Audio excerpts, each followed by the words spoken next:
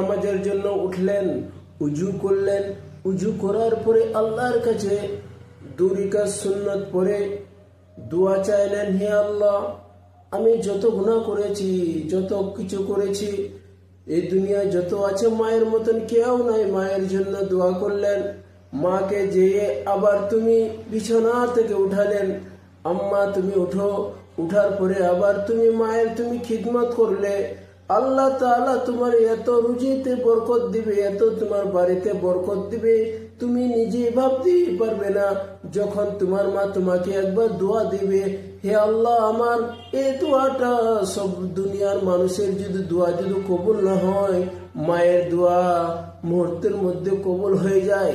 মাকে কেন আমরা এত দুঃখ দিব, কষ্ট দিব কেন? মায়ের জন্য আমরা মায়ের কাছে আমরা সবকিছু চাইবো। ওগো মা, তুমি আমাকে দোয়া দিয়ে যাও। মায়ের কাছে যত তুমি দোয়া নিবে ততই তোমার বাড়িতে বরকত হবে।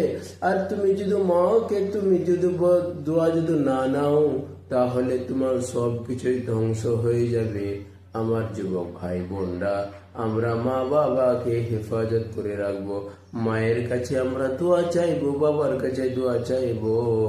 ইনশাআল্লাহ আপনার সব কিছুতে